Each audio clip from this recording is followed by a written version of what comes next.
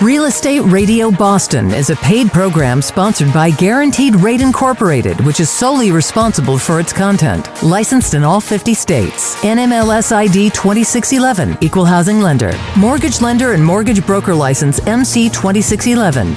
Rick Shearer, NMLS ID 454910. Visit nmlsconsumeraccess.org. All applications subject to credit approval. Call Guaranteed Rates Boston office at 617-778-0024 for additional cost information. Real Estate Radio Boston with loan officer Rick Shearer of Guaranteed Rate and legal professional Ali Alavi of Alavi Braza PC.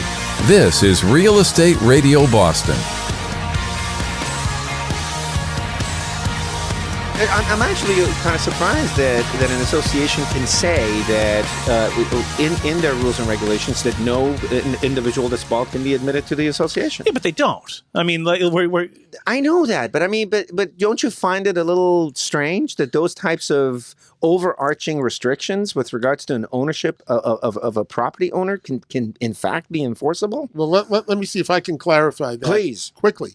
Going back historically, people were deemed to be the kings of their castle, so to speak. Mm-hmm. They owned their own home, and they could do whatever they wanted. They could keep anybody out that they wanted. Back in 1988, there was an amendment to the Fair Housing Amendments Act that declared certain classes of people were protected against discrimination.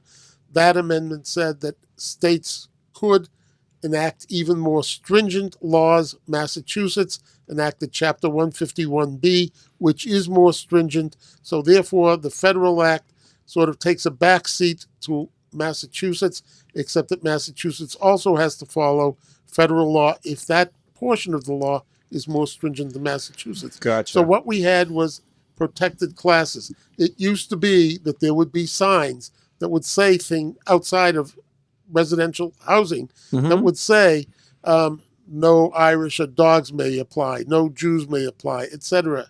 And this is just basically wrong. And the federal government decided to take action to eliminate that. Now, Henry, let's get into a real life scenario. We had talked right before the show about a certain situation right now that's happening where there's some rules going into place between men and women. Well, yeah, this is in New Jersey, right? This is a very interesting situation that was brought to our attention. In New Jersey, there's a religious community, and it's a religious community in that the substantial majority or supermajority of the residents are Orthodox Jews. And as part of their religious belief, they have passed rules consistent with their religious beliefs and holdings that men and women cannot swim in the swimming pool at the same time. Now, that's a common area swimming pool. When you buy in there, you own an undivided percentage interest in the common areas and facilities. But the board has passed a rule that men can swim at certain hours and women can swim at certain hours. There are some individuals who live there who own units who are not Jewish, and they're men who have filed suit saying that they're being discriminated against based on their sex, that they are not allowed to swim when the women swim. It's a very clever argument because they're not going after it based on religion. Right. They're doing it based on sex. So it has just been filed. We certainly have no idea of the outcome, although, of course, what do you lawyers, we have thoughts about it. If you were to break it down, what percentage of homeowners are doing this for environmental purposes and what percentage of people are doing it for financial purposes? You know, we recently started a program in Hull, Massachusetts, and I asked one of the sales guys that's done a ton of sales there. Yeah. So are these guys environmentalists? Are they, looking at the bottom line?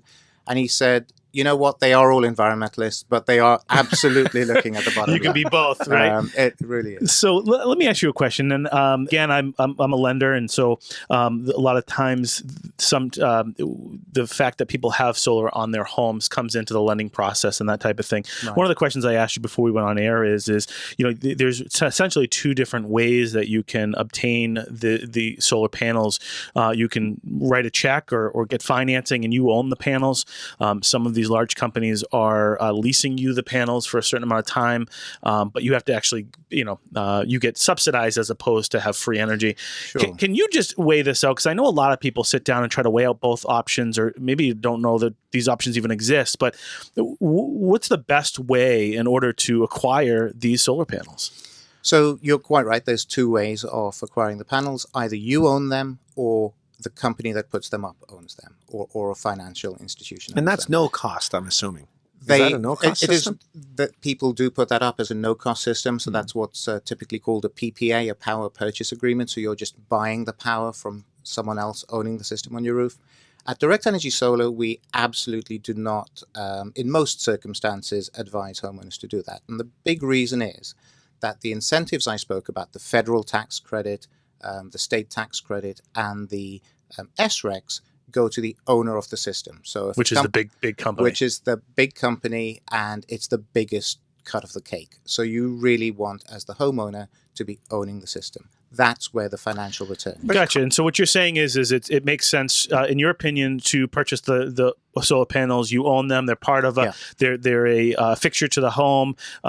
So now, and again, if someone's selling the home and there's someone's leased equipment on top of it, that's where we sort of get into some issues there, Absolutely. correct? And that's another critical reason that you want to own the panels. If you're in a PPA or you've leased the panels, at the time of purchase, like we don't have enough paperwork to go through when you sell a home, there's this other layer that says the new owner has to take over the agreement and the contract with the owner of the panel. So and I'll tell you, even refinancing your home, because sometimes these people put second mortgages or liens against the home, can serve to be difficult. Well, my other question is okay, you've sold me. I need to own these panels. Great. I don't have $20,000-$30,000 in order to write a check and purchase these. What are my options? Well, Massachusetts comes to the rescue yet again. This year, the Mass CC, the Clean Energy Center, has introduced the Mass Solar Loan, which, along with a bunch of other financial products that solar companies will offer you, makes it very affordable. The Mass Solar Loan, for example, buys down the interest rate if you took a loan out for it. And in fact, for middle and low income families, it even frees you up from some of the capital in that loan. So up to 30% of that. Oh, wow. Of the capital will be paid off and forgiven by that loan. So it's really, ownership is absolutely a possibility for most income levels. Listen, to buy a 3 or 4 family in the city for $1 million, $1.2 million, why not go out and buy, 5, 3 families for the same price? Absolutely. And you're actually going to maximize more income. Yeah, and there's neighborhoods that are close to the colleges, and I think those neighborhoods. I mean, I can only assume that your vacancy rate is going to be significantly low, right? Absolutely. Yeah. Yes. Yeah. So that all makes sense. I mean, let me shift the discussion for a minute here. Rick and I have talked about we're dealing with an election year. There's one of the first debates between the presidential campaigns happened, and then recently with the vice presidential campaign candidates happened this past week. There's a lot of banter. There's a lot of facts that are being thrown around, and one of which is this artificially, sort of the political stance that the Fed Reserve has made with regards to keeping the interest rates artificially low. What is your take on how it's regardless of who ends up getting into office?